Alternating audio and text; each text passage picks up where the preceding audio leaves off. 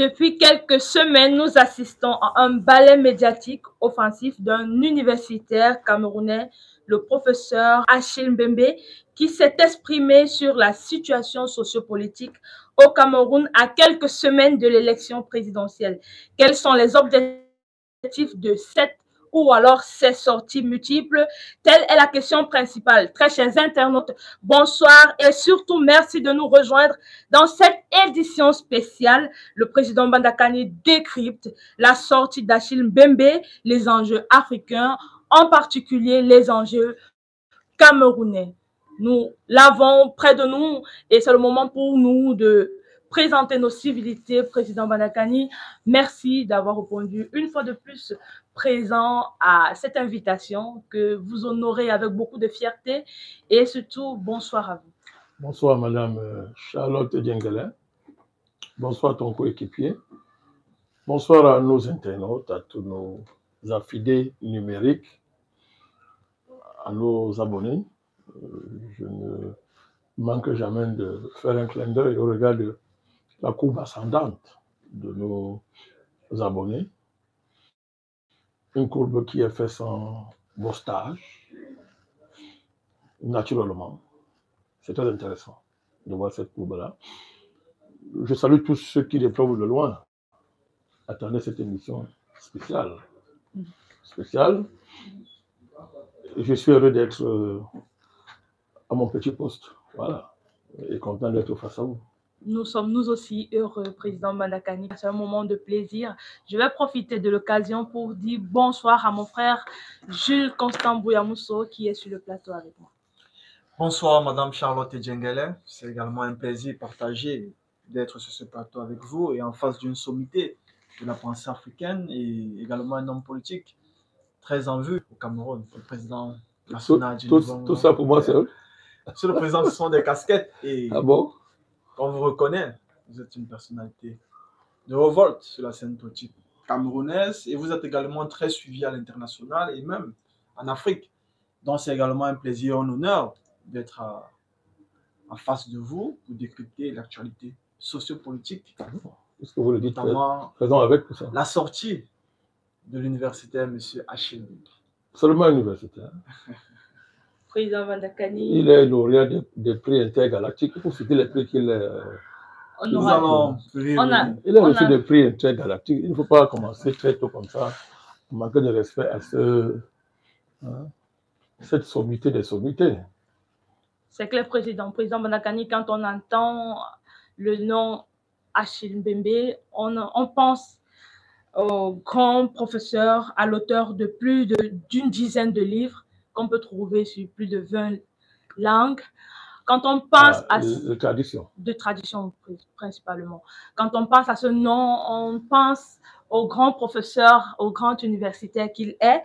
Quand on pense à ce nom, on pense à l'universitaire, on pense au directeur général de la Fondation L'Innovation pour la démocratie. Quand on pense au nom... Fondation pour l'innovation et la démocratie. Autant pour moi, Fondation. Il est le directeur général de la Fondation pour l'innovation de la démocratie et il est lauréat Holberg 2024, c'est-à-dire qu'il a plein d'œuvres qui ont reçu des félicitations, des mentions, des trophées. Il a été parmi les organisateurs d'un événement prestigieux qui a eu lieu dans le monde récemment, qui a uni l'Afrique et la France dans des relations bilatérales. C'est quel événement prestigieux, ça?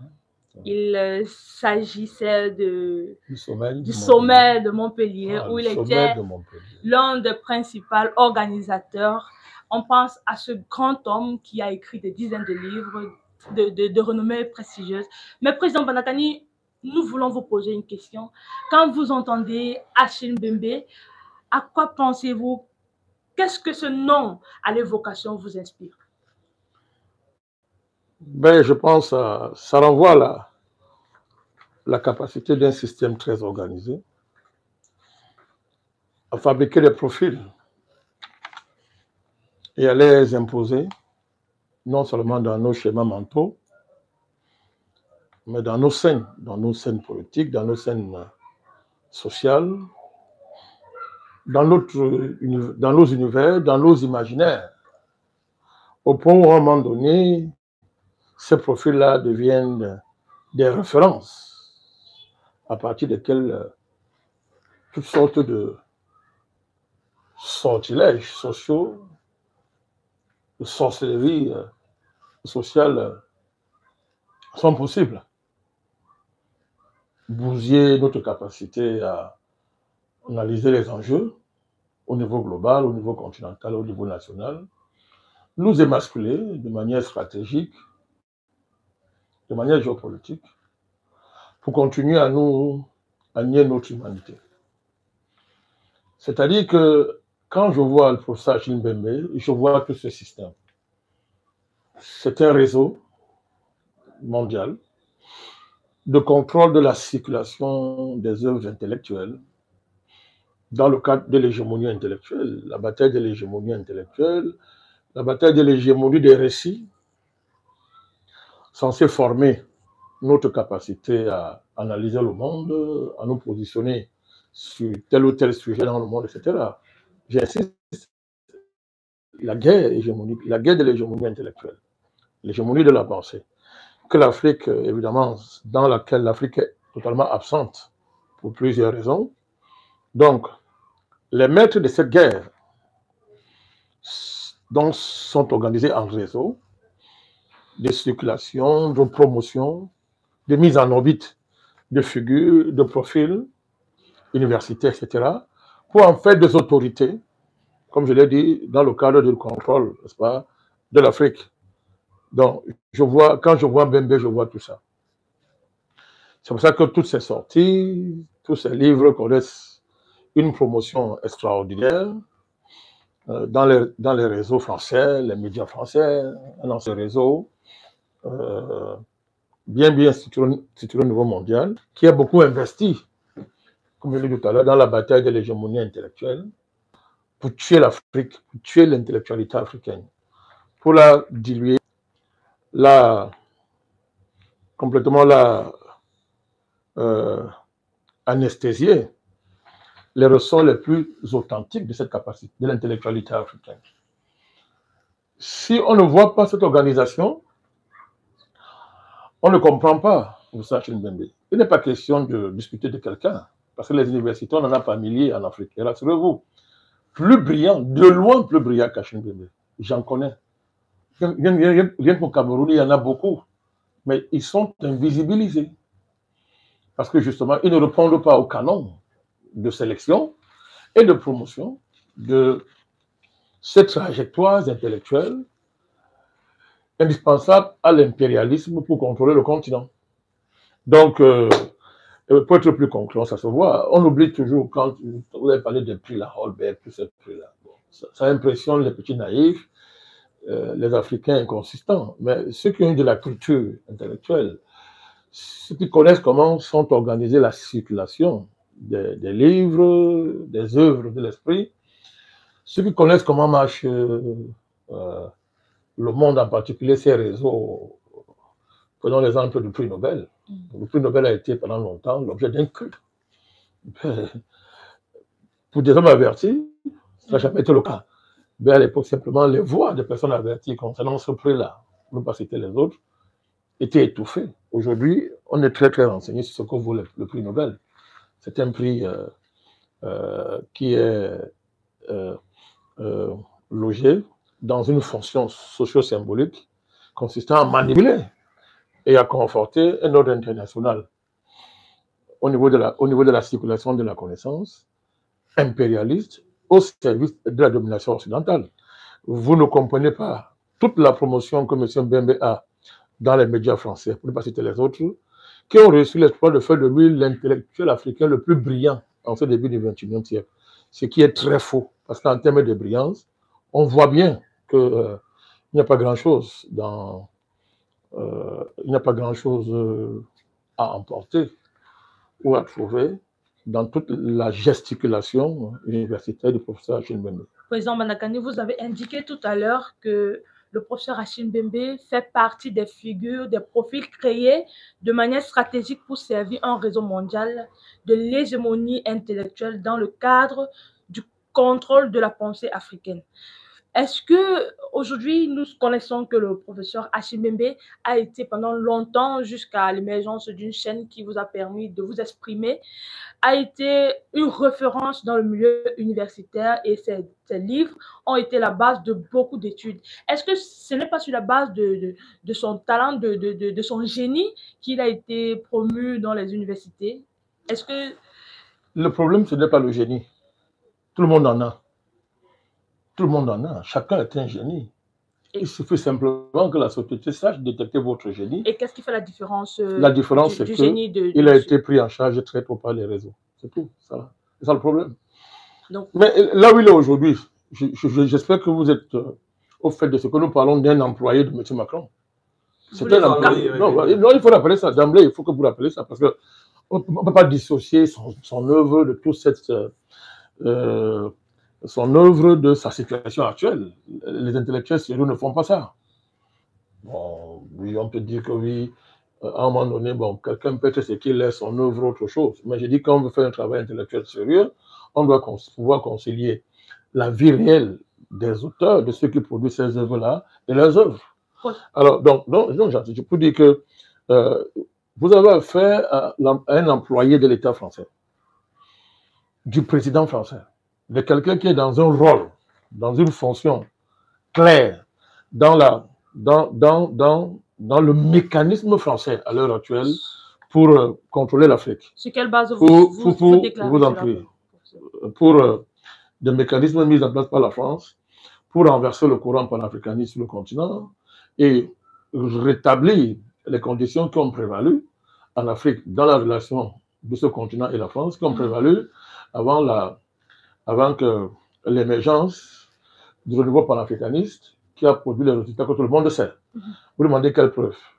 Il a organisé le sommet France de Montpellier, qui est une date extrêmement triste pour l'histoire de l'Afrique, où le chef d'un État français, qui n'a le mandat de personne, s'est permis d'organiser une grande réflexion sur le continent avec des recommandations applicables sur ce continent-là.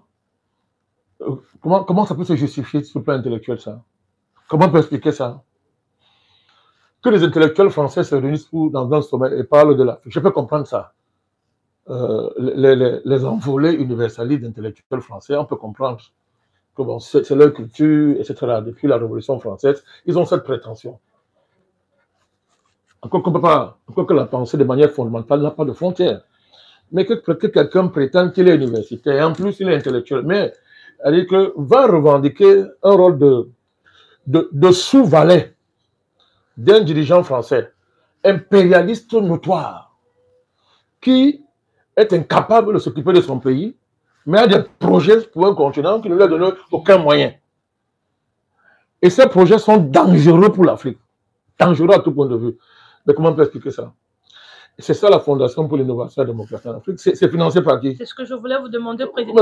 Je vous le donne. C'est financé par qui? Par l'État français, entre autres. Tout ce qui fait depuis le sommet, ce sont des recommandations du sommet de Montpellier. Ce sont des recommandations. Et il est chargé de sa mise en œuvre. Vous n'avez pas observé qu'à la dernière visite de Macron au Cameroun, il était dans l'avion avec lui? Donc, ça c'est à quelle base intellectuelle? C'est à quelle base de manière... La fréquentation de Macron, c'est quoi? Comment on peut expliquer ça? C'est quoi? Macron a quelle passion intellectuelle? C'est un politicien connu, je suis gentil. Appelons-le politicien. Mais qu'est-ce qui peut justifier cette fréquentation? L'unité de l'intellectuel, entre guillemets, de l'universitaire et du politicien type, tel que Macron l'est. Mais à lui seul, dans les conditions actuelles de l'Afrique, c'est le scandale des scandales. C'est le scandale des scandales. Dans ça, où est la place réservée à l'activité intellectuelle digne de ce nom? Où est la place qui est réservée au trafic les plus ignobles pour obtenir une position et gérer une fin de carrière, une retraite professionnelle qui est hypothétiquée pour plusieurs raisons, etc. Dans tout ça, comment on fait pour garder la santé nécessaire pour élever les œuvres de l'esprit au niveau correspondant au regard des conditions actuelles de l'Afrique? C'est important de rappeler ça. C'est ça, je veux dire que quand je vois M. Mbembe, ce n'est pas l'individu qui m'intéresse, c'est pas l'individu que je vois tout le réseau qu'il y a derrière lui, qui organise sa vie intellectuelle, cette prise en charge, je dis bien cette prise en charge par un État ennemi de l'Afrique, mais est un sujet sérieux qui dépasse même les œuvres de l'individu, s'il faut appeler ça les œuvres dignes de ce nom. Pour être sûr que nous sommes sur la même longueur d'onde, Président, vous avez indiqué ici que le professeur Achille Mbembe fait partie des profils créés dans le cadre de la recolonisation de l'Afrique, et en particulier du Cameroun. Oui, c'est clair. L'Afrique fait partie du Cameroun. Le Cameroun fait partie de l'Afrique. Pour dire que le plan avec le Cameroun est aussi avancé. Mais ces sorties actuelles ne relèvent pas du hasard. Sauf si vous êtes naïf. Le timing n'est pas par hasard. Le timing n'est pas par hasard. Le fait qu'il sorte actuellement, pour prendre les positions qu'on prend, vous oubliez toute la guerre qu'il a menée, qu'il continue à mener contre le nouveau panafricanisme du continent. Cette guerre-là et qu'on sort, tout ce qu'il fait. C'est un acharnement qui est typique du mercenariat. Le plus vil en ce qui concerne, n'est-ce pas, nos relations avec la France. Vous ne pouvez pas, on ne peut pas aller s'acoquiner avec M. Macron au XXIe siècle dans les conditions actuelles de l'Afrique innocemment. Je dis que rien ne peut justifier ça. Venant d'un prétendu intellectuel qui veut montrer le chemin de la libération aux Africains. Vous voyez les grands airs qu'il prend, le piédestal sur lequel on l'a placé au palais à l'Afrique. C'est-à-dire qu'on y reviendra s'il est digne de parler aux Africains. Parce que vous ne pouvez pas être dans le puits et vouloir montrer le chemin de sortie à ceux qui sont dehors. Lui, il est dans le puits, profondément dans le puits. Pas quelle magie peut montrer le chemin à ceux qui sont en dehors du puits. Qu'il sorte d'abord lui-même du puits. À ce moment-là, il peut parler avec ceux qui ne sont pas dans le puits. Mais vous voyez comment il n'est pas le seul. Il y a tout un réseau de prétendus universitaires africains, c'est pas, que la France soudoie, que la France entretient, pour maudire le continent, pour installer dans les mentalités africaines l'idée que la France fait de l'Afrique et de l'avenir de l'Afrique. C'est inacceptable. Et on ne peut pas se taire devant ça parce qu'on mettra en face de vous les lauréats du prix Holberg. Qu'est-ce que je fous avec le prix Holberg? Holberg apporte quoi là? Holberg c'est quoi? Mais excusez-moi, je vais être impoli. Nous puissons sur Holberg. Moi je pisse sur Holberg, c'est quoi? C'est pas le prix Holberg. On s'en fout de ça. Et ce n'est pas le seul prix. Combien de prix les Français ont donné à des Africains pour les retourner contre le continent? Combien de prix? Vous connaissez Mongo Betty, vous étiez très jeune, vous avez lu ses œuvres. Mongo Betty, qui est l'un des brillants écrivains que l'Afrique noire ait eu, francophone ait eu, a eu combien de prix? Combien de prix a-t-il eu? Il n'est pas le seul. On peut citer plein comme ça de figures vraiment dignes de respect dans leur domaine, qui ont édifié la pensée, pas seulement en Afrique au niveau mondial, mais qui sont invisibilisés par les réseaux, par les réseaux qui militent en dernière instance pour la suppression de l'espèce humaine. Monsieur le Président, vous avez dressé là le profil critique de M. Achille Mbembe, universitaire, philosophe et auteur de plusieurs ouvrages. Vous avez rappelé qu'il est dans le cadre d'un vaste réseau qui fait la promotion et fait la circulation de tous ceux-là qui travaillent dans le cadre du système visant à l'hégémonie intellectuelle de l'Occident, pour tuer l'intellectualité africaine. Monsieur le Président, tout récemment, nous avons assisté à un balai médiatique de M. Achille Mbembe, notamment sur France 24, RFI, d'autres médias en ligne, où il revenait sur le diagnostic sociopolitique au Cameroun. Et Monsieur le Président, de prime abord, on s'est penché sur la forme. Pourquoi ce balai médiatique actuellement? D'abord, il faut rappeler une chose. Les médias auxquels vous faites allusion ne sont pas des médias français. Il y a beaucoup de médias français qui ne font pas la politique de l'État français. Il faut distinguer ça. Vous parlez des médias qui sont des relais de la politique étrangère de la France. C'est important de rappeler ça. La nuance, ce n'est pas une nuance. C'est un aspect très important, caractéristique de ces médias. Et ce sont ces médias qui font la promotion de ce monsieur, que vous appelez professeur. Donc, il est important de rappeler ça. Et évidemment, le terme n'est pas anodin, ce n'est pas hasardeux. Il est consécutif, prolongement naturel, quasi mécanique, de l'agenda général de la France à l'égard de l'Afrique. C'est un agenda qui s'est constitué depuis bientôt plus de 15 ans, 16 ans, c'est le courant, hein, c'est-à-dire que sur le fil bientôt plus d'une quinzaine d'années, à la faveur du renouveau panafricaniste, où l'État français mobilise un ensemble de ressources institutionnelles, n'est-ce pas, pour essayer je vous l'ai dit tout à l'heure, de renverser le cours des événements en Afrique qui sont défavorables à la France. Du moins, qui ont pris le contre-pied de ce que la France avait installé en Afrique, à savoir une dynamique où le rôle historique des Africains était d'adorer leur bourreau français. Les Africains de toutes sortes de catégories sociales. Donc, depuis ce moment-là, ce sont des rapports qu'on a commandés, des rapports parlementaires, des rapports sénatoriaux, des rapports de tel groupe, des rapports même, Mbembe c'est un habitué de ces rapports-là, etc. Jusqu'au sommet de Montpellier.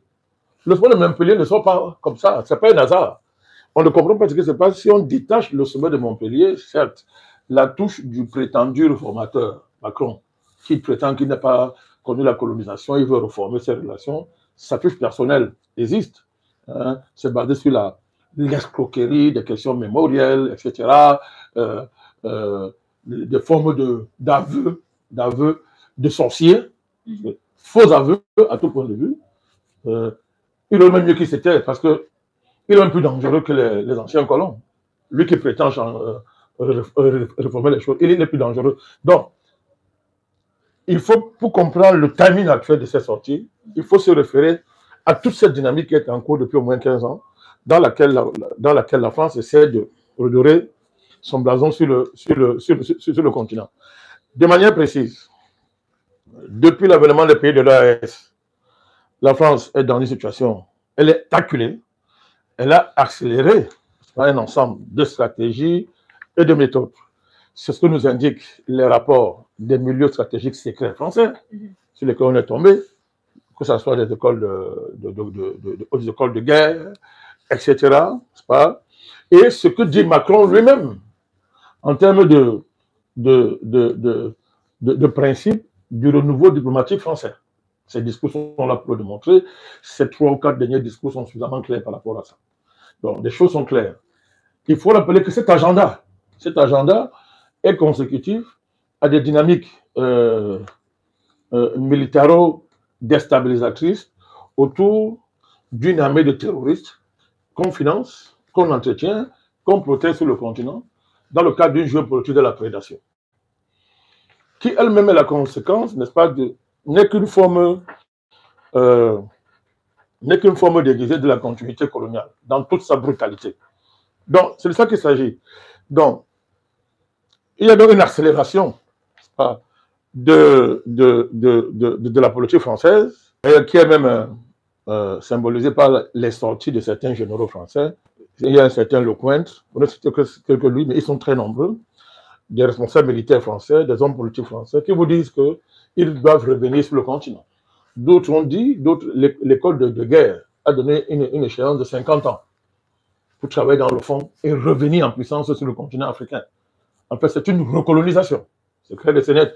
Mais en attendant, à court terme, moyen terme, il faut essayer de minimiser les pertes, d'arrêter la marée. Et pour arrêter la marée, évidemment qu'il faut tout faire pour qu'en Afrique centrale, il n'y ait pas un même basculement, du moins au haut niveau des sociétés, comme ce qui se passe à l'Afrique de l'Ouest. L'Afrique centrale, dont le Cameroun, on le sait, c'est le foyer du mouvement panafricaniste, mais c'est à l'Afrique de l'Ouest que, accélération faisant, il y a eu des changements à la tête des États de ces pays-là qui se revendiquent du courant, du renouveau panafricaniste pour les dirigeants, mais pour le peuple, c'est clair. C'est le triomphe des idéaux panafricanistes dans le cadre de ce renouveau-là. Donc, l'Afrique centrale, n'est-ce pas, on doit tout faire pour éviter que ce mouvement embrase aussi l'Afrique centrale au niveau des sommets des États. C'est ça la situation au Gabon, avec un général Onungi. Donc, le meilleur qu'on peut faire pour lui, ce n'est pas insister sur lui, mais chacun voit ce que M. Nguema est en train de faire dans son pays. Ça fait toute la joie de Paris. Attendez, je vous en prie. Pour ne parler que de ça, on voit comment la France travaille. On voit comment la France travaille à s'assurer que les transitions dans un pays comme le Congo-Brazza n'échappent pas à ces réseaux francs-maçonniques. On voit ce que la France a fait au Tchad, heureusement. Le travail au Tchad a payé. Et c'est l'occasion pour nous de saluer le président tchadien, le président Mahamat Idriss Déby Itno, pour le saluer. La pression sauvage, etc. Et enfin, dans le Cameroun, poumon de l'Afrique centrale, gardien du Golfe de Guinée, il n'est pas question pour la France de laisser la succession du président Biya lui échapper. C'est ça l'intensification de Boko Haram dans les Grands Lacs. Donc, à propos duquel le président du Niger vous a tout dit. Le président Mahamat, le général Tchani, que nous saluons en passant, grand monsieur, pour que nous avons un profond respect, il a tout dit. Il a porté à l'attention de l'opinion internationale un ensemble de faits incontestables avec des éléments précis qui achèvent de convaincre les plus anti-panafricanistes primaires de ce que c'est la France, n'est-ce pas, qui est au cœur, n'est-ce pas, agissant pour le compte de la prédation internationale, qui est au cœur de l'activité terroriste dans les Grands Lacs, pour ne parler que des Grands Lacs. Et à cet effet, le Cameroun a perdu beaucoup de ses hommes, de nos militaires, pour ne parler que de militaires, dans la guerre que le Cameroun mène contre Boko Haram. Je voudrais vous rappeler que le Cameroun a été en première ligne pour la mise sur pied de la force multinationale mixte, qui n'a reçu le soutien d'aucun pays occidental, d'aucune institution internationale, pourtant très branchée sur la lutte contre le terrorisme. Il faut rappeler ces faits. Donc, quand j'ai dit tout ça, je voulais renvoyer les uns aux autres à toutes les émissions que nous avons faites depuis le début de cette année pour alerter sur les menaces qui pesaient sur notre pays, le Cameroun, et qui mettaient la France en première ligne. Nos informations sont avérées toutes justes. Donc, la consécration de cette dynamique française contre le Cameroun, c'est l'élection présidentielle.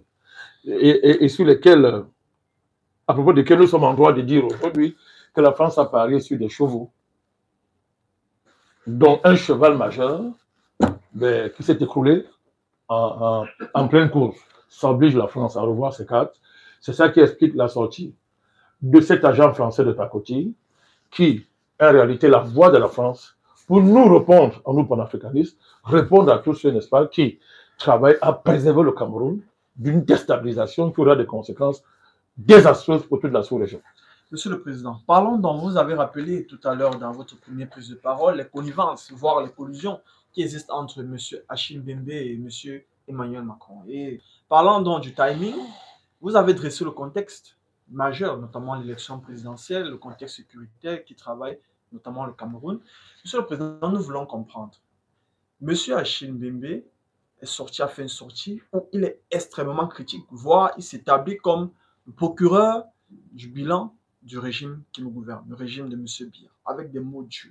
Monsieur le Président, étant donné que selon vous, il est le porte-voix de l'État français, est-ce qu'il ne manifeste pas là une forme d'hystérie, une perte de vitesse de la France, notamment ses enjeux au Cameroun? Oui, mais vous faites bien de rappeler ça. Mais d'abord, d'emblée, disons que l'État camerounais peut se défendre, a les moyens de se défendre. Je ne suis pas le défenseur de l'État camerounais, du régime qui gouverne le Cameroun. Ils peuvent se défendre s'ils le veulent. Mais puisque l'enjeu dépasse le régime, et que c'est notre pays, le Cameroun, et que en répondant, c'est à nous, je sais, nous savons décrypter les manœuvres de la France. C'est à nous que la France parle aussi. C'est pour ça que nous montons au créneau. Je pense que le régime peut même estimer qu'il ne vaut rien, qu'il ne pèse pas pour le laisser. Donc, de ce point de vue, après tout ce que nous avons déjà mis sur la table là, depuis le début de notre émission, Mbembe n'a rien dit de nouveau. Les gens, ceux qui le suivent, ceux qui lisent ses livres, savent que c'est sorti, ne dit rien de nouveau. Ça va bientôt faire 30 ans qu'il répète les mêmes choses. Les mêmes choses. Ce sont pratiquement les mêmes mots. Macoutisation du régime, aplatissement des sociétés, envoûtement généralisé, satrapie, etc. Des sociétés mortes, n'est-ce pas, n'ayant aucun ressort, que la vie a abandonné, la nuit noire dans laquelle baigne la société. Il dit les mêmes choses depuis 30 ans. Il y a longtemps, il atteint son seuil d'incompétence. Il ronronne plus qu'il ne dit des choses sensées. C'est un ronronnement parce qu'il n'a rien à dire. Donc, Il dit la même chose. Simplement, la tenue que les événements prennent, c'est que il est dans une alliance avec l'État français en général et M. Macron en particulier. Or, Macron, c'est l'ennemi du continent africain. Macron, c'est même un ennemi des humains, de manière générale. Et que Macron a des projets sérieux pour notre pays, le Cameroun. Ne vous fiez pas à l'hypocrisie diplomatique. Le Cameroun, l'État camerounais le sait. Je peux vous le dire avec certitude, l'État camerounais le sait.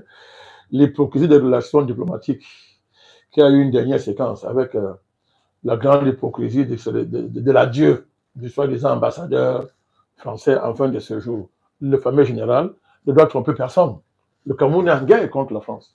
C'est une guerre qui n'a jamais cessé depuis l'arrivée de la France coloniale. Au Cameroun, cette guerre continue aujourd'hui sous des formes, mais c'est la guerre. Il faut comprendre qu'un des enjeux du discours de Mémé, et c'est pour ça que c'est important pour la France, c'est capital pour la France, c'est de remplacer, c'est d'inverser la vérité historique sur notre relation avec la France, en remplaçant, c'est-à-dire en substituant la vérité historique qui est que nous sommes en guerre contre la France pour le projet colonial français qui n'a jamais cessé. M. Mbembe est chargé, sur le plan intellectuel, de recycler ça dans le sens de dire que non, c'est l'État camerounais qui est en guerre contre son peuple, et Biya, le président Biya, le régime, est l'ennemi historique du Cameroun. Donc, c'est un renversement total, une substitution totale, n'est-ce pas, de la vérité, de la contradiction fondamentale qui travaille la société camerounaise. C'est à cela que c'est dangereux. D'autant plus que quand vous avez suivi ces dernières sorties, les choses sont claires. Mbembe estime que la société camerounaise est agressée par l'État camerounais depuis la colonisation. Et le peuple camerounais est en situation de légitime défense. Et il ne peut devenir société que s'il se défend par tous les moyens contre l'État camerounais. Il y a des non-dits que quelqu'un qui a l'expérience des relations franco-africaines décrypte très vite.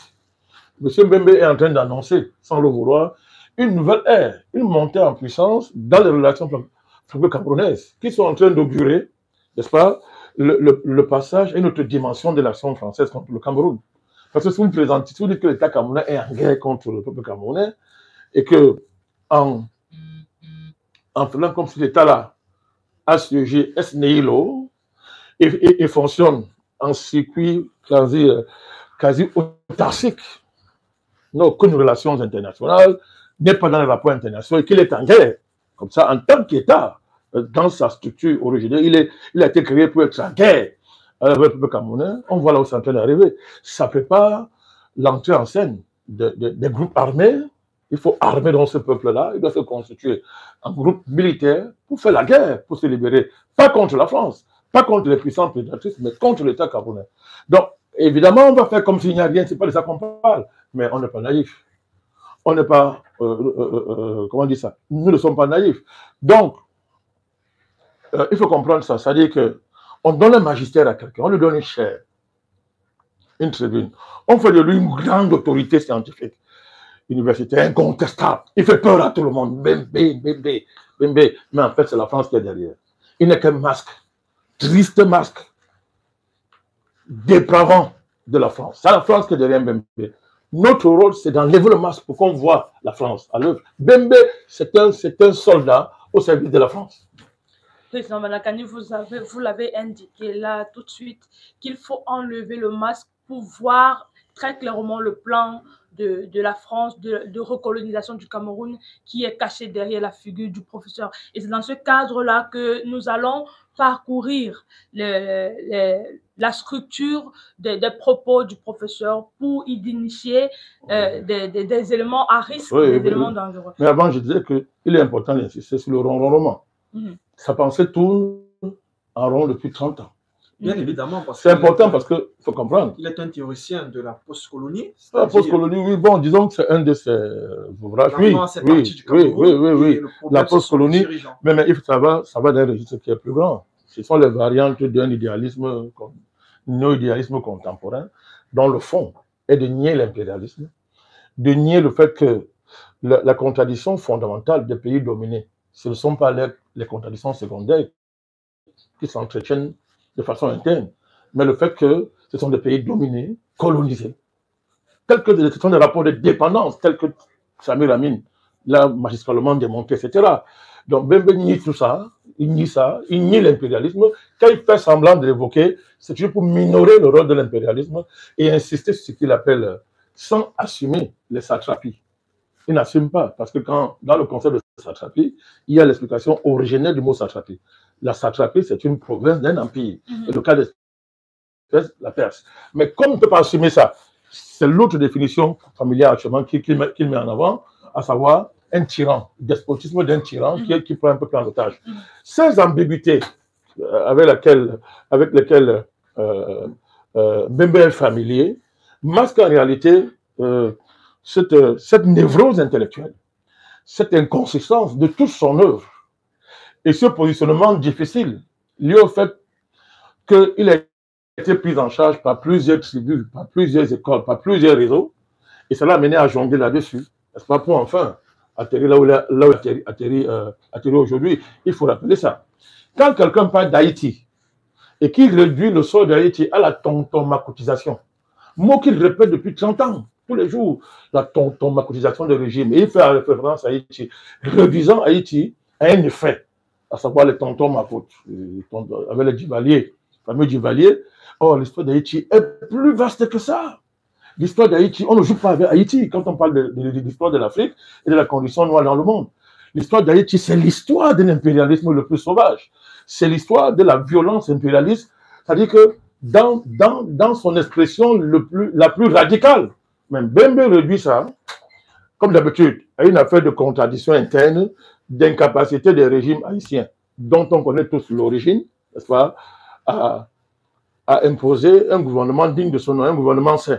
Donc, tonton-macotisation. C'est ce qu'il fait. Revenons donc sur son... Attendez, oui, quand il parle du Cameroun, je vous lis un extrait. Allez voir.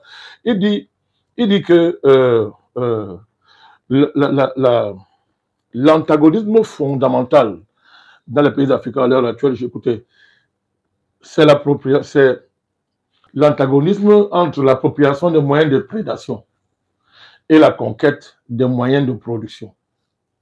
Ce clivage entre les moyens de prédation et les moyens de production est l'antagonisme majeur dans les sociétés africaines à l'heure actuelle. Bon, il parle renouveau du mercantilisme, tout ça, mettant les États-Unis en bas, mais c'est pour tromper le naïf, c'est le grain de maïs qu'on lance à la poule, qu'on veut couper sa tête. Mais même en l'état, on voit bien un détournement de la réalité des contradictions qui s'avèrent le monde, à savoir qu'il y a des sociétés impérialistes, hégémoniques, extrêmement violentes, qui prospèrent sur le pillage, la destruction des sociétés de la périphérie.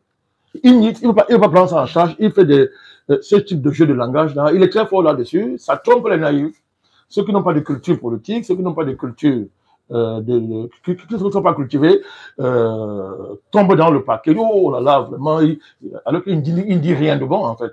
C'est quoi cette histoire de dire que le problème c'est l'appropriation des moyens de prédiction, c'est la bagarre entre la conquête des moyens de production et l'appropriation, n'est-ce pas, des moyens de prédation. Ça veut dire quoi? Oh, mais ce qu'il ne dit pas, il sous-tend. Ramenez ça au Cameroun, vous allez comprendre le jeu qu'il joue. Donc au Cameroun, le débat, ce n'est pas l'impérialisme français, ce n'est pas les relations du pays et la prédation internationale et l'impérialisme international. Quand on parle de prédation, ça veut dire qu'au Cameroun, c'est qui les forces prédatrices? C'est l'État camerounais et c'est qui le dirige. Donc, leur malfaisance, parlons comme ça, est supérieure à la réalité de l'impérialisme que le Cameroun subit depuis l'arrivée de la colonisation au Cameroun. Donc, c'est ce genre de choses. Et ça fait. On y est. Donc, c'est ça qui le trahit sur le cas du Cameroun. C'est-à-dire qu'on n'a pas besoin d'être un génie pour voir que la manière dont il aborde la question de M. Campo, ça se passe de commentaires. Vous demandez si M. Mbembe, s'il a encore tous ses sens. Président Balakani, avant d'arriver sur ce volet, tout à l'heure, vous avez indiqué que la contradiction majeure qui travaille le professeur est sa relation assez ambiguë avec l'État français, particulièrement Emmanuel Macron. Une relation ambiguë, elle est claire. Où est l'ambiguïté? Vous n'avez pas vu M. Macron, Mbembe au sommet de Montpellier? Macron l'a présenté comment? Macron a-t-il dit deux mots sans citer le professeur Mbembe? Il n'y a pas d'ambiguïté, il n'y a pas de laisser les tournures, ça ne sert à rien les tournures. Le fait est là, désigner le fait. Je vous dis que c'est un employé de l'État de M. Macron. D'accord, président. La fondation, elle est financée par la France. Comme vous le dites, président, est-ce que vous pensez que... Je ne le dis pas, c'est un fait. D'accord, Président. C'est un fait. Je ne dis pas. Le dire et que ce n'est pas un fait, ce serait de la calomnie. C'est un fait. Et l'intéressé assume ça. Nous savons que les vidéos... C'est d'ailleurs pour ça, c'est pas une affaire de vidéo, c'est structuré. De ce congrès-là sont visibles. Très bien, voilà. Donc c'est là, au-delà du congrès, il y a un programme que Macron a confié à M. Bembe, résultant entre autres des résolutions du sommet de Montpellier. Et c'est financé par la France. Ce n'est pas anodin, c'est au cœur. C'est-à-dire, vous ne comprenez pas Bembe si vous passez cet événement-là au cœur. Et c'est ça qui est l'élément central quand on va analyser l'individu dans son évolution actuelle. Vous êtes mieux placé, Président, pour ressortir ces éléments-là. Je vous en prie. Mais nous étions en train de dire que lorsqu'il établissait le diagnostic sociopolitique du Cameroun, il a indiqué que le gaspillage, le pouvoir personnel, la dissipation et la loi de l'inertie sont les causes quasi réelles qui travaillent l'État depuis le gouvernement, le régime du président Paul Biya depuis 43 ans. Est-ce que vous pensez que ce diagnostic-là est fondé? Parce que vous avez indiqué cette contradiction est majeure dans son analyse des faits au Cameroun. Est-ce que vous pensez que le diagnostic qu'il a établi est fondé? L'une des caractéristiques de l'idéalisme, d'un néo-idéalisme contemporain propre, que qualifierait de néocolonial en passant, propre à la France et à ses agents, c'est d'excéder dans une espèce de description répétée d'un phénomène. On se contente de voir la surface d'un phénomène, de voir son apparence. On insiste, on peut écrire 1 milliard de pages pour décrire l'apparence du phénomène et à partir de là, le désigner et le réduire à ça. C'est ce que même fait pour le cas des États camerounais. Je vous ai dit que c'est ça. Depuis 30 ans, il tourne en rond là-dessus. Il répète pratiquement les mêmes mots. Satrapi, c'est tout ce qu'il y a de plus... bref, le Cameroun représente, M. Biya, c'est comme ce qu'il y a de plus noir dans l'existence humaine, en général. C'est le siège des ténèbres absolues. L'Afrique centrale, le Cameroun, ce sont les mots qu'ils emploient. Donc c'est une espèce de vide. Le pays ne repose sur rien. Il n'y a rien. Le mot qu'il a utilisé à la fin, c'est que le Cameroun est en captivité depuis 43 ans. C'est ce qu'il a dit. C'est bien. Depuis 43 ans, le pays est en captivité. Donc vous voyez, c'est un excès dans la description apparente d'une situation et l'incapacité d'entrer en profondeur. Parce que quand vous entrez en profondeur, vous allez ressortir des données qui mettent en cause les patrons officiels qui parrainent la carrière de quelqu'un, qui assure la prospérité de son œuvre. Bon, il est assez intelligent pour éviter ça. Puisqu'il revendique un rôle, le maître intellectuel d'un continent. C'est ce que Bembe veut revendiquer ce rôle-là. Il n'en a ni la capacité ni les moyens. Ce n'est pas le fait d'écrire 300 000 livres qui font de vous un brillant universitaire. Ça ne veut rien dire. Ça ne veut rien dire. Je vous ai dit que je ne veux pas savoir si Bembe est un génie ou pas. C'est pas ça qui m'intéresse. C'est un génie peut être maléfique. Et lui, il est maléfique. C'est le problème. C'est ça qui est intéressant. C'est pas que tu as écrit 300 000 livres. Je ne vais pas revenir sur la besogne que peut représenter le fait d'écrire beaucoup de livres. La besogne. On s'ennuie, on n'a rien à faire, on écrit des livres. Vous ne parlez que de l'ennui. Et bien on écrit parce qu'on est obligé d'écrire, on n'a pas le choix. Sans s'assurer que vos travaux ont une véritable prospérité. Quant au destinataire présumé de vos travaux. De ce point de vue, je vais revenir, il faut pas la votre question. De ce point de vue, on peut se demander à quoi c'est les livres de Bembe pour l'Afrique. Ça sert à quoi? À rien. Un livre n'est pas important parce que les étudiants le lisent. Puisqu'on peut imposer aux étudiants de lire telle œuvre ou telle œuvre. Mais un livre est important quand tu as la rencontre entre le fait historique et l'idée qui est promue dans une œuvre. Qui est promue dans une œuvre. Cette rencontre n'a jamais eu lieu avec les travaux de Bembe. C'est pour ça qu'il est aigri. C'est pour ça qu'il en veut aux dirigeants africains, entre autres. Que, bon, ok, moi je suis le plus grand professeur, on ne me connaît pas sur le continent. Il y a cette aigreur cachée qui se manifeste, puisqu'il s'offre, dès que M. Macron a tendu la main, on dirait une prostituée qui attendait le meilleur client. Il s'offre ouvertement et il est fier d'assumer ça. Donc le fait, il est là. C'est quoi la postérité de son œuvre? Les œuvres de Bembe n'ont pas prospéré en elles-mêmes. Elles veulent prospérer à partir du parrainage de la France. Il y a une tutelle de la France qui fait la promotion de la promotion de l'individu. Ces œuvres ne servent à rien. Ça va servir à quoi? Avoir le prix Holberg. C'est bon pour ceux qui font ce prix-là. Ça sert à quoi? Ça apporte quoi? La valeur de ces œuvres sont représentées par ce que l'homme fait aujourd'hui. Trahir le continent africain. Donc, sur la question du Cameroun, le diagnostic qu'il fait du Cameroun participe donc de ce que j'appelle cette variante d'un néo-idéalisme néocolonial en cours sur le continent africain, hyper financé par la France et d'autres réseaux occidentaux, dont un des illustres représentants, pour faciliter la compréhension, s'appelait Senghor. Monsieur Mbembe, c'est un néo-senghoriste. Senghor a été l'auteur d'une très belle littérature. Vous savez que c'est un grand poète, non? Bien sûr. La poésie de Senghor est célébrée. C'est un grand poète. Il est finalement, à la fin de sa vie, il a été à l'Académie française. C'est ce que vous vous rappelez. Mais Senghor, c'est qui? C'est le théoricien de l'inexistence de l'humanité de l'Afrique au profit de la supériorité de la raison hellène. Puisque Senghor nous a réduit à quoi? À nos émotions, pendant que la raison était hellène, c'est-à-dire l'Occident. Allez bien lire, M. Mbembe. Allez même lire l'essentiel des recommandations du sommet France-Afrique, du sommet de Montpellier. Vous allez voir comment Mbembe est très attaché aux émotions, etc. La fusion culturelle, la synthèse de ses œuvres en concept, tel que lui-même nous le livre, c'est l'afropolitanisme. Allez voir ce que c'est. Allez voir. Là-dedans, l'émotion prime même sur une véritable raison, au sens du mot, si on ne réduit pas la raison aux élucubrations de la raison universitaire. La raison même africaine dans son sens se limite par l'université. Mais allez, vous allez voir que dans le de Mbembe, il fait la part belle à tout ça. Donc c'est très important de comprendre ça.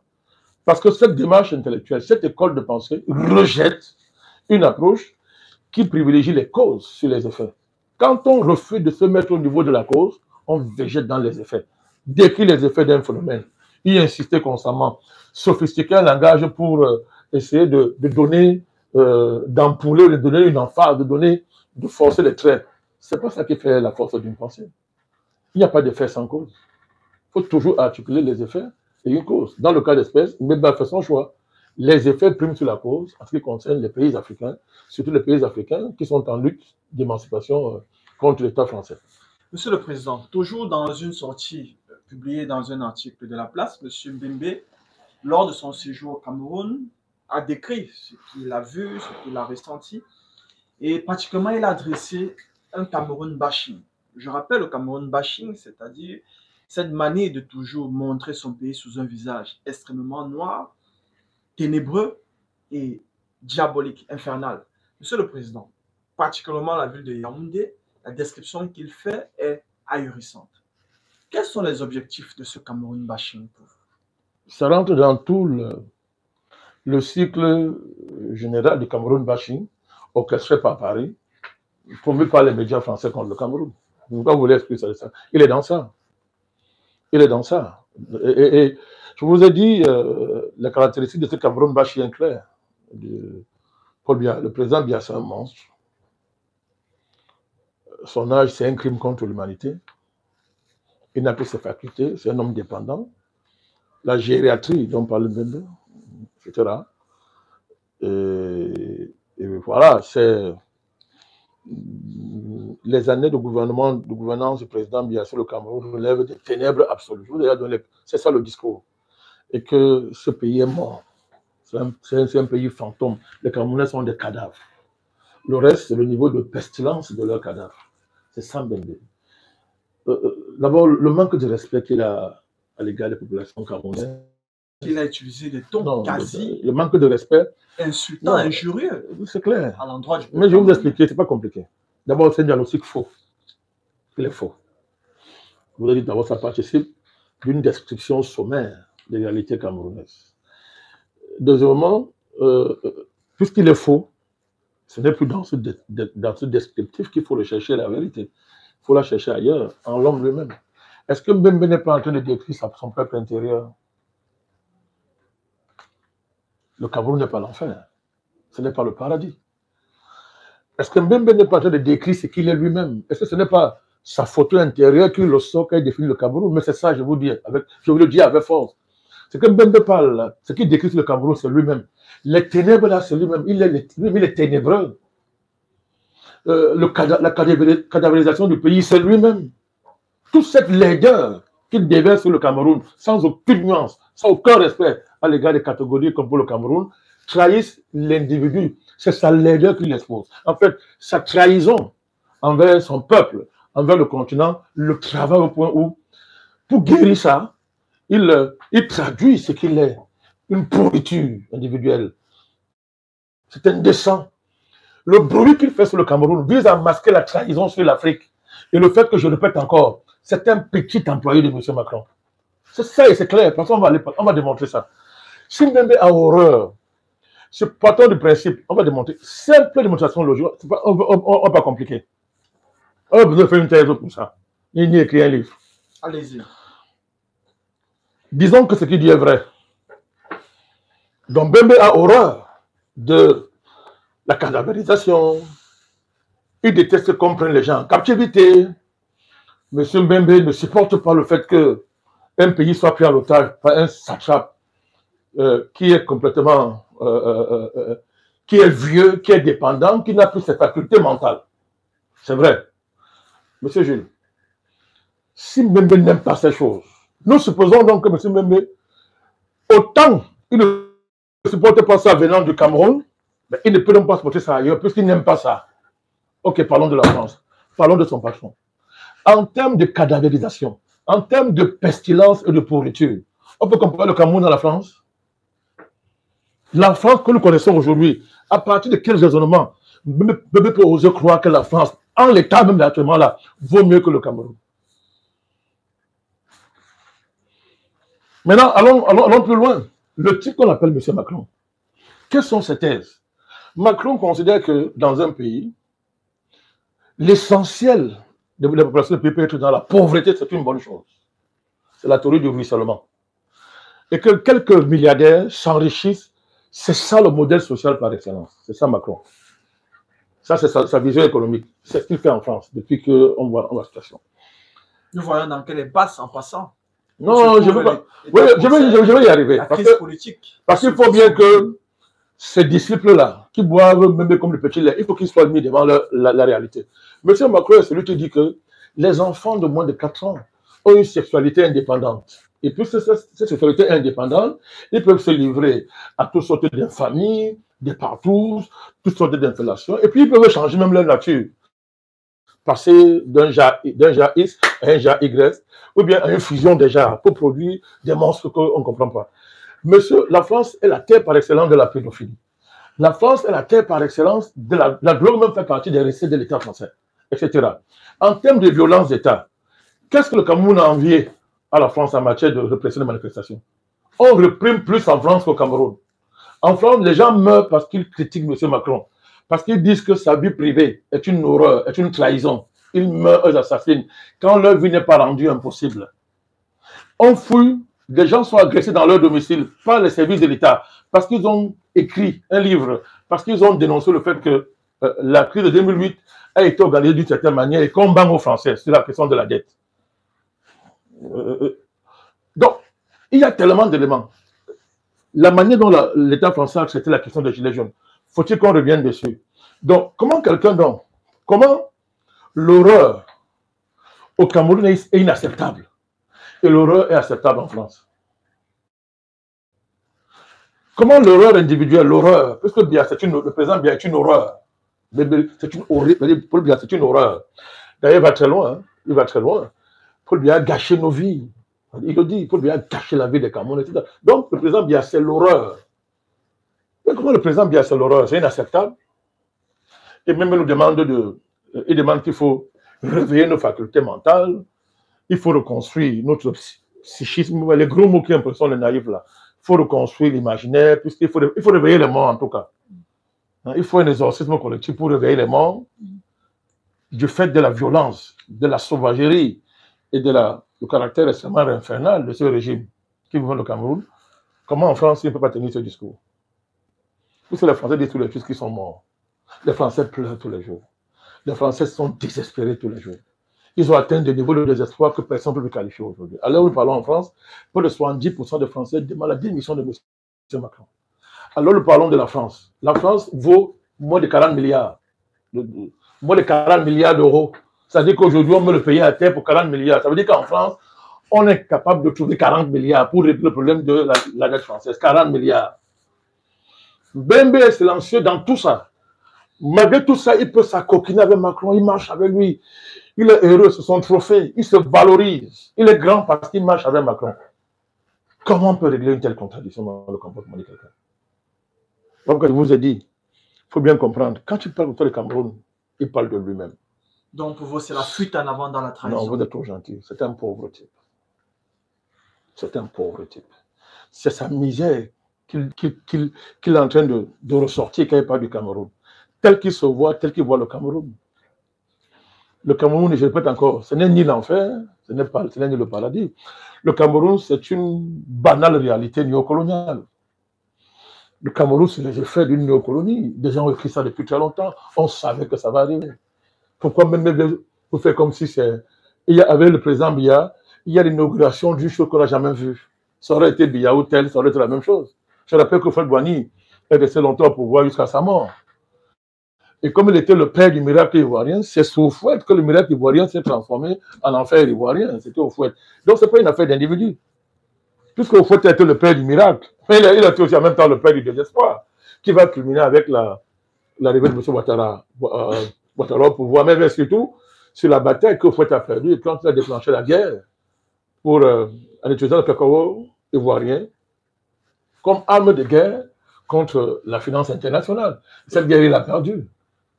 Je me rappelle le vieux Fred Plat, son âme, il disait vous nous avez assez volé comme ça va. Il a dit je vais stocker le cacao. Je vais stocker le cacao ivoirien pour influencer sur les prix. La réponse qu'il a eue, le vieux Fouette, c'était quoi? On lui a foutu Ouattara dans ses fesses. Et on va là où ça a conduit la Côte d'Ivoire aujourd'hui. Donc, on va aller plus loin pour montrer que Mbembe est dans un registre connu pour ceux qui le suivent. Dans la crise ivoirienne, quelle était sa position? Il a soutenu Ouattara. Lui et son ami Célestin Monga ont écrit une tribune pour dire que le président Babo, c'est un chef ethnocentriste, réduisant la crise ivoirienne à une querelle tribale et une querelle hellénique. Mbembe a nié tout ce que l'impérialisme français faisait en Côte d'Ivoire. Ce n'est pas nouveau. D'ailleurs, à l'époque, ça avait suscité la réaction d'un professeur camerounais, mais qui certainement aujourd'hui va nier qu'il va un peu s'assumer. Le professeur Chalimbo, il a fait une tribune dans le journal Nouvelle Expression. Je me rappelle très bien de tout ça. On m'a dit que n'exagérez pas. C'était signé Monga Mbembe. Il n'y a pas de Mbembe sans Célestin Monga. Voilà encore une autre icône. Je sais, c'est une icône pour beaucoup, pour un certain réseau. Mais Monga pour nous, mais on ne pas qu'on parle de lui ici. Restons sur Mbembe. Donc, mais je cite ça pour que les gens se souviennent. Donc, monsieur Mbembe, c'est de cela qu'il s'agit. Vous ne pouvez pas dénoncer les ténèbres quand vous êtes ténèbres. Vous ne pouvez pas dénoncer la satrapie. Vous ne pouvez pas dénoncer la démission, la mort, quand vous représentez ça. Monsieur Mbembe ne peut pas sauver le Cameroun en la tête de l'agent du bureau du Cameroun. Surtout que le président Banakani, dans la même lancée, le professeur Achille Mbembe a qualifié le peuple camerounais de lâche en indiquant que il est même bien pire. Les gens acceptent facilement de se laisser chaudifier, violer et émaculer aussi longtemps sans se défendre. N'est-il pas extrême de se placer en juge pour juger, je me répète à dessein, toute une population qui se montre à la place quand il faut? Est-ce qu'on ne peut pas qualifier ces dires à ce niveau-là d'extrême? Je viens de démontrer que ce qu'il dit est faux. C'est d'abord faux. Les Camerounais se battent tous les jours, contre l'oppression, contre la violence d'État. La violence d'État, il y a, comme dans tous les États du monde, il y a. Les Camerounais se battent tous les jours contre toute forme de situation intolérable, avec les armes qu'ils ont développées pour le moment. Mais il y a un problème. C'est que la France attend le Camerounais de renverser Paul Biya. La France attend que les Camerounais se révoltent contre le dictateur Paul Biya.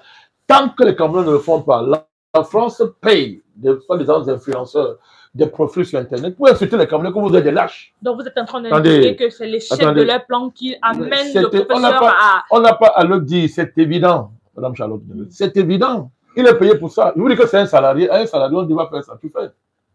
Comment quelqu'un qui n'est pas libre peut vouloir montrer aux gens le chemin de la liberté? Vous voulez dire que me mettre dans un puits profond Les gens sont dehors, mais dans le plus profond, il veut montrer le chemin à ceux qui sont dehors. Il n'y a pas meilleure image pour illustrer la dérive misérable de cet individu. C'est cela qu'il s'agit. Comment quelqu'un au XXIe siècle, soi-disant intellectuel, peut s'acoquiner avec une horreur comme M. Macron? Et encore dans quel projet? C'est-à-dire qu'être l'exécutant de l'agenda personnel de Macron à l'égard d'un continent. Mais le président dit, je préfère mon satrape, je préfère mon vieux Paul Biya. Je préfère ça. Donc, il faut bien voir cette affaire. C'est pas une petite affaire. On est dans l'avilissement d'un compatriote qui est devenu plus qu'un laquais, plus qu'un valet, une espèce de prostituée universitaire au service de quelqu'un comme Macron. Macron. Un tété Camerounais va être l'esclave de Macron. Macron, allez voir ce que les Français disent de M. Macron. Alors donc, et il ne faut pas prendre son diagnostic est faux. Il est faux. Et d'ailleurs, dans ce cas, ce qu'il appelle le satrape, il est ici au Cameroun tous les jours, on n'inquiète pas. Donc je pense que, je vous ai dit au début que moi, j'ai accepté faire cette émission parce que c'est le combat panafricaniste qui continue. Mais je ne pense pas que même soit une menace pour l'État camerounais. Il n'existe pas. C'est-à-dire que c'est. Je vous dis qu'il répète ça depuis 30 ans qu'il raconte ces bêtises-là.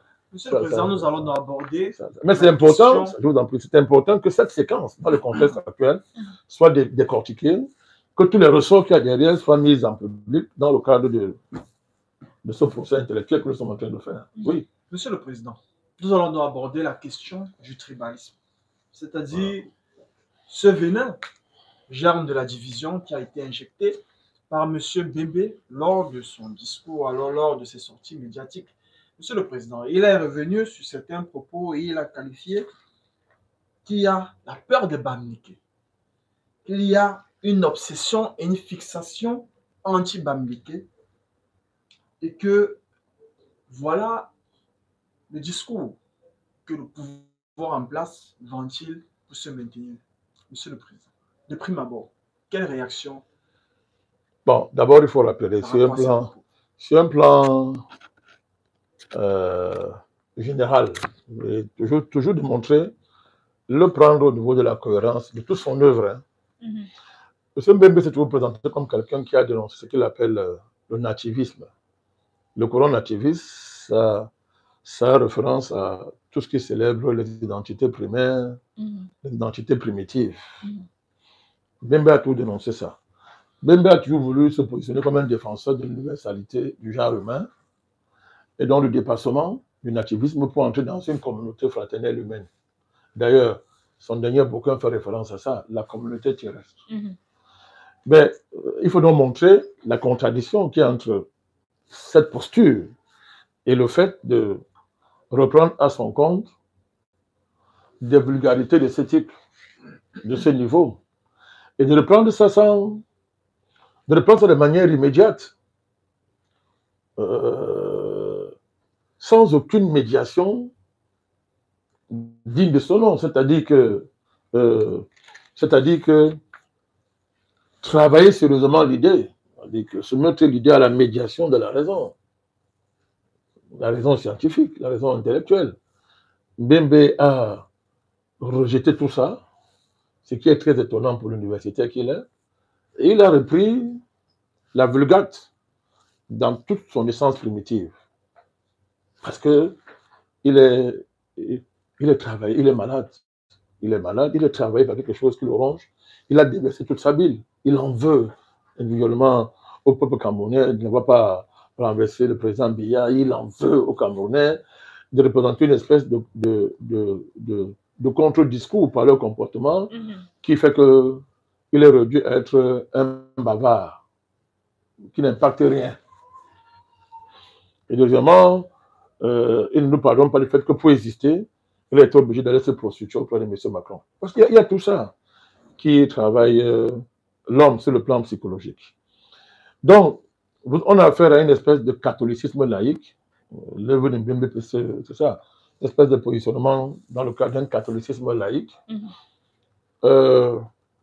qui qui se sert d'une universalité définie comme telle du genre humain pour masquer une entreprise, comme je l'ai dit, de négation de la violence impérialiste, de toutes les ruses, des astuces des puissances internationales dans le cadre de leur coalition mondialiste visant à anéantir les nations de la périphérie, à bloquer toute dynamique d'émancipation. Les thèses de Mbembe convergent dans le sens, je suis en train de poser, ces thèses convergent dans le sens que il faut que les peuples de la périphérie, les peuples soumis en réalité, acceptent la domination impérialiste et acceptent l'avenir qu'on nous prépare dans le cadre du projet mondialiste. Ne vous fiez pas à ces dénonciations de façade, de temps en temps sur les États-Unis, de temps en temps sur la corruption réciproque qui lie les États africains à la France-Afrique, qui veut parler de l'impérialisme français. Voilà comment il y a ça. C'est pour tromper les naïfs, c'est une série pour tromper les naïfs. L'essentiel de l'œuvre, quand vous lisez son œuvre, c'est pour ça qu'il va célébrer la justice internationale comme un grand pas vers l'humanisation de toute l'humanité. Il va célébrer la démocratie. Pour la démocratie, je pense qu'on devait y revenir. Bref, il reprend à son compte les vulgarités du mondialisme contemporain comme étant le seul avenir valable pour nous. Il célèbre la société internationale et ses règles. C'est ça la pensée de l'homme. Donc, de ce point de vue, nous ne sommes pas surpris de ce passage d'un extrême à l'autre.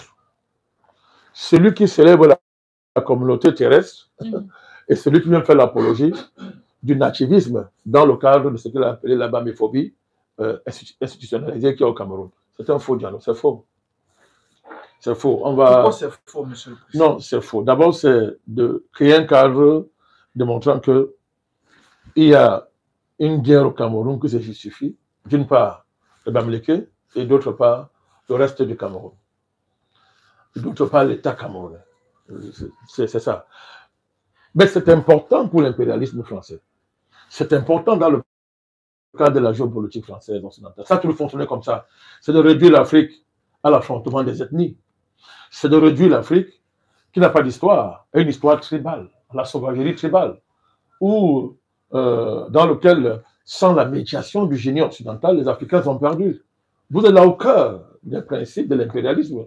C'est-à-dire qu'on analyse, on réduit tous les problèmes qu'il y a dans les pays africains à des querelles tribales, à des guerres tribales. C'est faux. Président Malakani, pensez-vous que c'est parce que cette organisation, ce plan-là, manque de voix qu'il se jette dans les luttes interethniques? Je vous parle les lamentations d'un défunt, les pleurs de quelqu'un d'un négri. J'ai expliqué ça.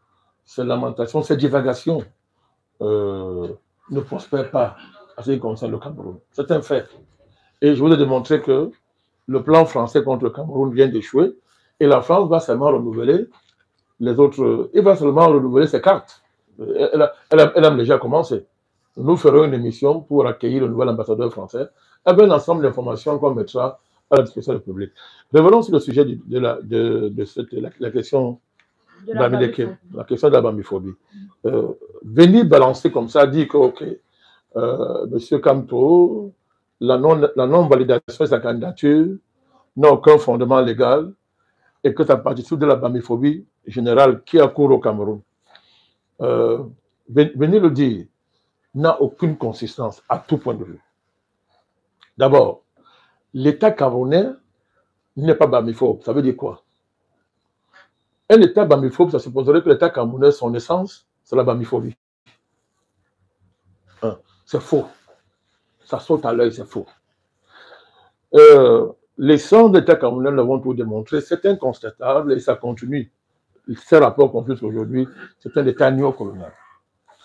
Un État néocolonial hérite de toutes les recettes que le colon a mis en place pour justifier la colonisation et perpétrer sa continuité sous une forme ou une autre. Parmi les recettes, vous avez la géoethnie. La géoethnie, c'est une manœuvre du colon consistant à classer les ethnies en ethnies dangereuses et en ethnies dociles. Les ethnies dociles sont les ethnies qui, d'après le colon, s'accommodent de la colonisation d'une manière ou d'une autre. Les ethnies dangereuses sont les ethnies qui ne s'accommodent pas de la colonisation d'une façon ou d'une autre. Et de ce fait, donc, on va classifier cette tribu-là. Et on va s'assurer que dans la dévolution du pouvoir, certaines tribus n'aient pas accès à certaines fonctions. Parlons comme ça. Ça s'appelle la géoethnie. Mais la géoethnie est un instrument. Ce n'est pas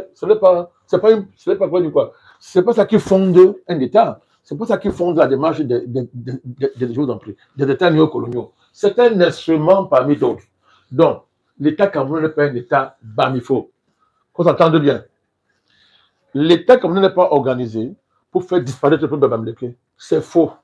Président Manakane, avant de continuer, j'aimerais vous poser... Attendez, je vous en prie. Je vous donne un titre là-dessus. Laissez-moi poser les bases. C'est un sujet délicat. C'est-à-dire que, quand on l'a dit, ça ne veut pas dire que l'État camerounais est un État qui a hérité de la géoethnie coloniale, ne manipule pas ça. Et que souvent, les Bamileke en sont victimes. Comme d'autres ethnies en sont victimes. Dans le cadre du partage des rôles et des fonctions dans la gestion de l'État. C'est clair. Donc, le fait de réduire les manœuvres géoethniques de l'État camerounais au Bamileke, c'est un crime. C'est criminel. C'est génocidaire. Elle a une démarche génocidaire. Propre à la France, elle a fait ça en Centrafrique, elle a fait ça en Côte d'Ivoire, elle fait ça partout. Simplement, ne voulant plus se mettre en première ligne, il faut créer des porte-paroles, et vraiment qui sont des nègres.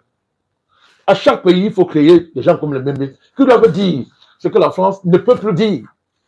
C'est de cela qu'il s'agit. Donc, la bamiphobie, c'est-à-dire qu'il dit, il va même loin. Il dit, haine atavique. Il a dit que ça se transmet de père en fils. Il dit, c'est une haine atavique.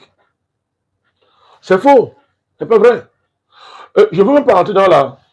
Comme certains font pour lui répondre, en comptabilisant les postes de responsabilité que les Bamileke, entre guillemets, ont au Cameroun. Parce que moi, je n'accepte pas ça. Moi, je suis Camerounais. Je considère les autres comme des Camerounais. Je ne vous regarde pas, vous, devant moi, Charlotte Diengele, à partir de vos origines ethniques. C'est impossible pour moi. Donc, moi c'est déjà tellement compliqué pour moi de vous analyser à partir de votre origine ethnique. S'asseoir, enlever la nature camerounaise des citoyens camerounais, enlever ça, remplacer ça par leurs origines ethniques. Pour moi, c'est une dynamique, c'est une œuvre très compliquée. Et celui qui a le temps de le faire, c'est un génocidaire. Je suis Camerounais. Ma camerounité prime sur mon origine ethnique. Il n'y a pas de débat là-dessus. Je l'ai toujours défendu, je l'ai toujours dit. Je ne conçois pas mon avenir dans ma tribu. Ça ne veut pas dire que je ne sais pas d'où je viens. Dans ce sens-là, mais ça n'a aucun sens. Pour moi, c'est réglé. Donc, pour que vous me réduisez à ma tribu d'origine, vous effacez toutes les luttes que des générations de Camerounais ont menées depuis des siècles pour qu'on arrive à la camerounité. Il n'y a pas plus de violence que ça qu'on peut infliger au peuple camerounais. C'est du mercenariat. Et au soi-disant Bamileke, ça arrive. Au soi-disant Bamileke, ça c'est un. La deuxième chose, au niveau même de la théorie de l'ethnie, quand le colon vient dire ça, le colon est dans son jeu. Ça remonte à Olivier Brühl, tous les racistes occidentaux, qui disent qu'il n'y a pas de peuple africain, pour parler seulement comme ça, et qui nient le fait que ce que l'histoire démontre à savoir, Bamileke, Bassa, tous ces gens-là, ce sont des moments de notre histoire. Ce n'est pas notre histoire. On n'était pas Bassa hier, on n'était pas Bamileke hier. Bamileke a une origine connue, il y a une date, on sait quand c'est né. Dans quelles circonstances cela est né. Les nationalités tribales, qu'on veut faire comme étant le fondement de notre existence, on sait comment tout ça est advenu. Le peuple noir est peuple, c'est un peuple. Nous sommes des frères, c'est démontré, nous avons même ancêtre pour parler comme ça. Par quelle manière on fait pour dissoudre ça à la faveur d'un jeu, un truc de passe-passe intellectuel, entre guillemets, idéologique, pour vouloir créer les conditions d'une guerre civile en parlant de bamiphobie généralisée au Cameroun. Démontrez-moi un seul moment, Charlotte Diengele, mon cher Jules, où est-ce que d'autres ethnies se sont réunis pour dire que notre projet de vie, c'est d'en finir le Bamileke. Ça n'hésite pas. Montrez-moi où est-ce qu'au Cameroun, une tribu s'est réunie et a dit, je lève la guerre contre notre ennemi. Ça n'existe pas. Même le président Biya, le leader Betty là, du centre-sud, n'ont pas le mandat des populations pour parler à leur nom comme étant les porte-parole de leur tribu. Ça n'existe pas. Bon, sur quelle base on nous crée des situations où on fait croire que les groupes ethniques camerounais, une fois qu'on a nié la camerounité, sont sur le pied de guerre, attendent seulement le signal pour s'entretuer, se découper dans la pure tradition de la sauvagerie africaine, n'est-ce pas, des tribus remplies de pétulance et d'animalité qui vont se défouler en se génocidant les unes les autres. C'est très grave ce que Mbembe est en train de faire. C'est très gravissime ce qu'il est en train de faire. Parce qu'il a donné, il a apporté sa goutte d'eau, son eau, aux tribalistes, Bamileke, qui n'ayant pas d'argument désormais sur le plan politique, cherche à structurer une existence politique en agitant le chiffon, n'est-ce pas, d'un peuple Bamileke, irréductible sur le plan de son essence, c'est-à-dire que je suis Bamileke parce que c'est ça qui me fait moi. Je suis Bamileke avant d'être humain. Je suis Bassa avant d'être humain. Je suis Sawa avant d'être un humain. Je suis... Ça, c'est la thèse des tribalistes. Mais ce n'est pas ce que nous on dit. Ce n'est pas seulement démontrer sur le plan... C'est démontrer à tout point de vue. Les travaux les plus pertinents qui ont étudié la sociologie africaine, l'anthropologie africaine, même les ethnologues africains parlant comme ça, reconnaissent que la réalité ethnique ne peut pas être absolue. Ce n'est pas absolu. Parce que les peuples se sont retrouvés en situation ethnique dans des circonstances où les grands États africains, les grands empires africains ont connu une chute. Et dans le cadre de cette désintégration, la réalité tribale s'est constituée. Mais venir donc réduire l'histoire de l'Afrique aux nationalités tribales, c'est un mensonge. Ça n'a aucun fondement. L'Afrique s'est détribalisée il y a très longtemps. La retribalisation qu'on voit dans le continent africain est l'œuvre de la colonisation et de l'esclavage de la colonisation qui a, pour ne parler de ça, qui a freiné le cours de l'histoire de l'Afrique. Vous n'accédez pas à la philosophie, à la science, à tout ce que l'Afrique a créé et a légué au monde en magnifiant la tribu. Ce n'est pas vrai. Mais dans le cas du Cameroun, c'est faux. Parce que quand même me le dit, qu'est-ce qu'on fait des mariages mixtes? On fait quoi de ça? Pour ne parler que de ça. On fait quoi de ça? Donc, ça n'a aucun fondement. Les querelles ethniques au Cameroun sont animées par les élites politiques, tous francophiles, tous nourris par France, quel soit le pouvoir de l'opposition au Cameroun. On le sait. Toutes ces histoires de régionalisme-là qui sont cultivées par nos élites, élites politiques, partis politiques régionalistes, qui s'assument d'ailleurs comme tels, sans se cacher. C'est quoi? Mais ils sont dans le jeu de la France. C'est la France qui est derrière tout ça. C'est la théorie, c'est la géopolitique française. On le sait. Regardez prenez le cas de Magari et son parti UNDP. Regardez comment il fonctionne. Il assume le fait qu'il est un parti régionaliste. Même quand il se déplace dans le pays, il va calculer les endroits où il y a la diaspora, entre guillemets, de sa région. C'est là où il part. Regardez les partis politiques camerounais. Tous sont dans la manipulation du fait tribal, tribalo-régional, pour constituer des fiefs historiques. Et ça, c'est contre la dynamique même historique qui travaille le Cameroun. Tous les peuples du Cameroun convergent vers la camerounité. Pour des raisons économiques, pour des raisons de suivi. On ne conçoit pas aujourd'hui au Cameroun une tribu en capacité de vivre en autarcie. C'est impossible. Mais écoutez, c'est comme bamiphobie. Je voulais que M. me démontre les boutiques où on vend seulement aux gens d'une origine ethnique. Et s'il y a les clients qui viennent seulement d'une ethnie, quand vous ouvrez votre boutique, votre commerce, vous vendez seulement aux gens de votre ethnie, cela n'a pas de sens. Même si c'est un criminel. C'est du crime que de faire ça. Donc, deuxièmement, les exactions de l'État camerounais en la matière, parlons comme ça. Pourquoi on veut faire de ça le propre des Camerounais? Ce régime passera. Ce régime passera. Est-ce qu'on peut considérer comme, ok, comme des éléments de l'État du Camerounais font dans la géoethnie, oh, ça devient que un. Les Camerounais entre eux ne s'aiment pas. Ils attendent seulement le moment pour sortir dans sa maquette et tuer son frère parce que nous sommes tous notre ethnie, notre origine et notre fin. Notre alpha et oméga. On attend ça. C'est faux, c'est pas vrai. Je ne veux même pas venir sur rappeler ce que j'ai déjà rappelé plusieurs fois dans mes sorties, à savoir que l'État là, c'est un État multi-ethnique. C'est une fédération d'ethnies, si on veut parler comme ça, qui est organisée en classe, qui conserve le pouvoir et pour le maintenir, fait dans la géoethnie. J'ai déjà parlé de ça, je ne reviendrai pas. Je ne veux même pas venir là-dessus. Je veux simplement montrer en quoi ce discours est inconsistant à tout point de vue. À tout point de vue. Donc la bamiphobie, si cher à M. Bembe, est une construction française qui a recruté un ensemble de politiciens camerounais, qui a recruté une génération de Camerounais désespérés, qui rêvent, je ne sais pas, qui pensent que pour arriver au pouvoir, il faut rentrer dans ce sillage-là, et qui donc ventilent, exacerbent, n'est-ce pas, exacerbent un sentiment pour opposer les Camerounais les uns contre les autres. C'est la vérité. Alors, la bamiphobie, en l'espace, supposerait donc une réaction de la part des Bamileke, entre guillemets, qui doivent se défendre. Bon, de ce point de vue, M. Kamto étant non victime de bamiphobie, il faut comprendre le français. Donc, M. Kamto est victime du fait qu'il est Bamileke. On a invalidé sa candidature parce qu'il est Bamileke, pas parce que c'est un dossier mauvais et mal monté. C'est parce qu'il est Bamileke. Mais si on est dans ce raisonnement, mais les Bamileke devraient sortir et donner leur vie pour M. Kamto. Mais il n'y a même pas eu un oiseau. Les oiseaux même dansaient.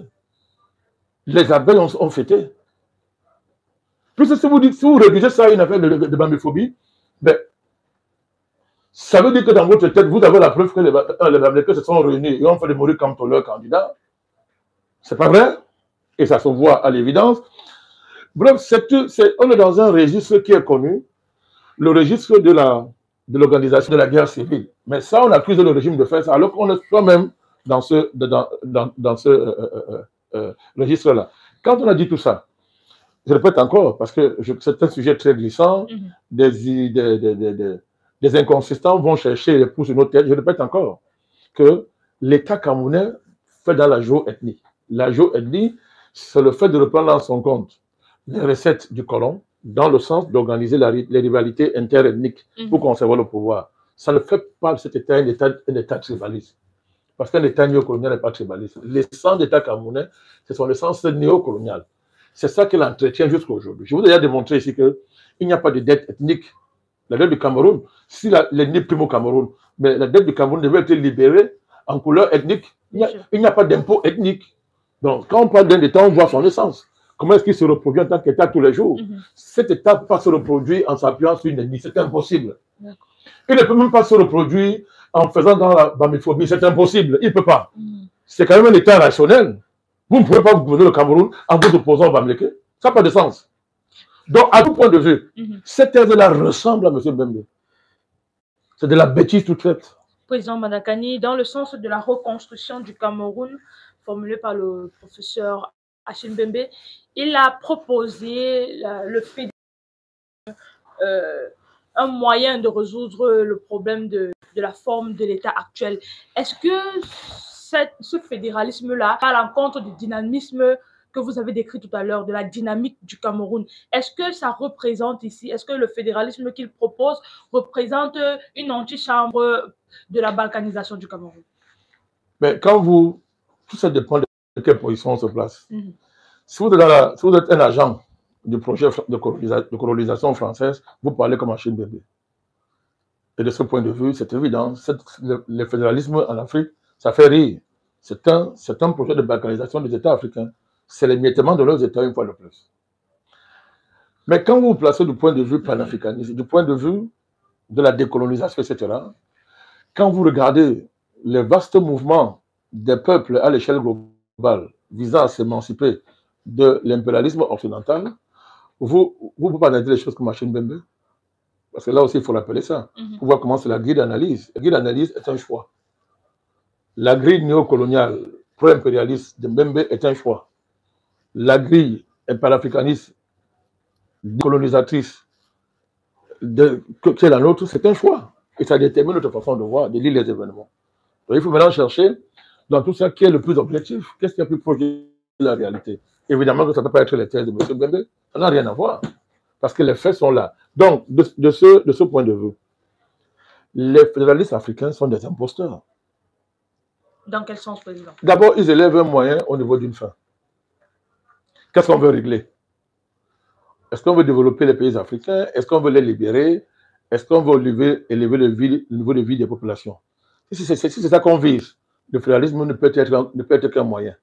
Et dans l'histoire, on n'a jamais démontré nulle part que le fédéralisme a élevé le niveau de vie des populations, a libéré, a décolonisé un pays.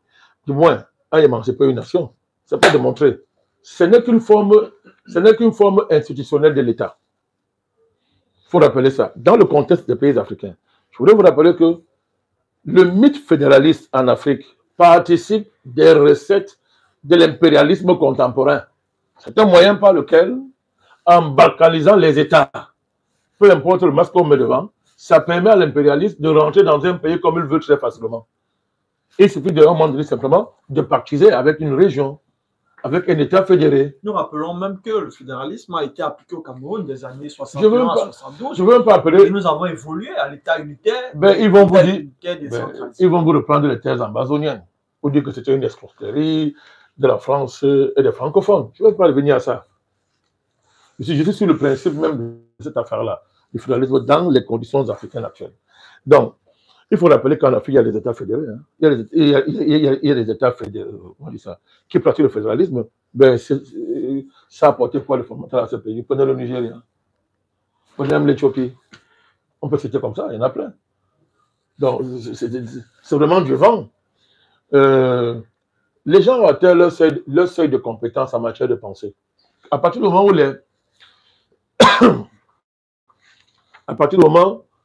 moment où l'occidentalisme politique est l'horizon de ces gens, que ce soit sur le plan économique, sur le plan social, sur le plan culturel, etc., quand on dit proposer, on va voir toujours que leur inconsistance en matière de proposition, d'alternative,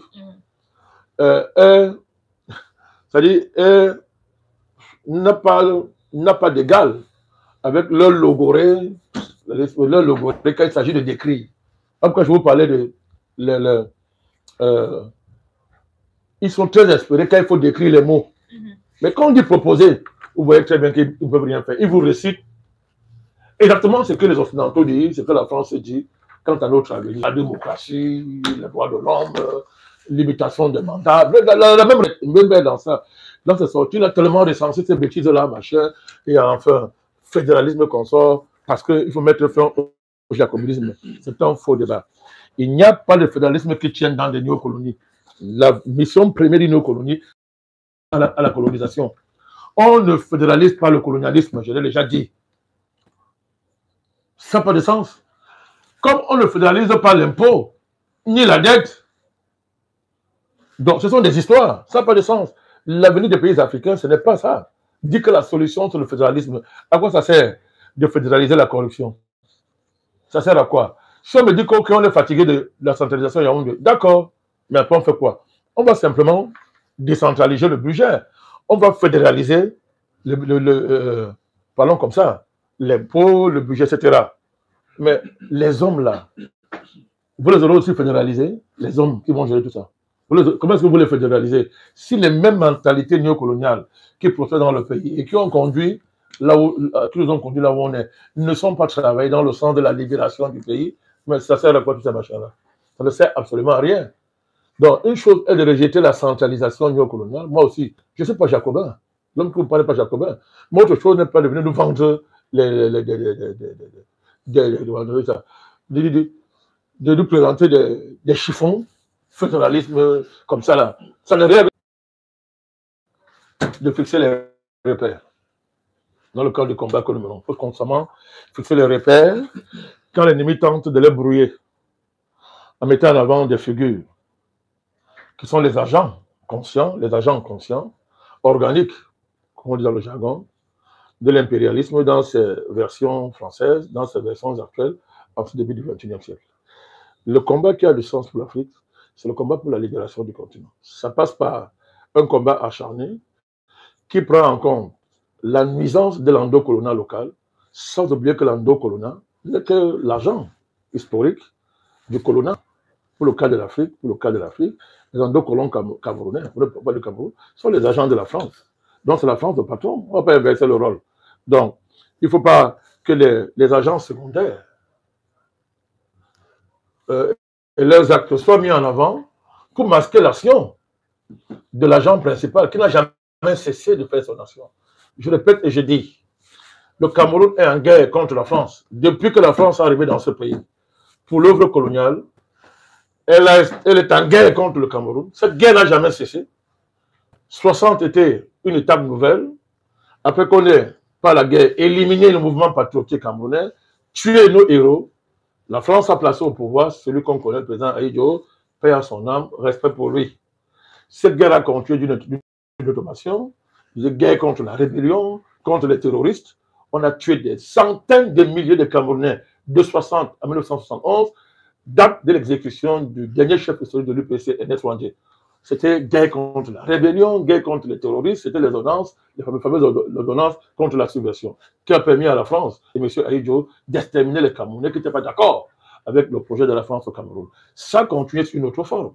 Après l'arrivée au pouvoir du président Biya, cette guerre a continué avec le maintien des accords secrets de coopération, le maintien du franc CFA, et lorsque la France s'est sentie en incapacité de continuer à assumer ses devoirs, y compris dans le cadre des accords qu'elle a signés, on nous a inventé les terroristes. C'est ça Boko Haram, tout ce qui se passe dans le Sahel.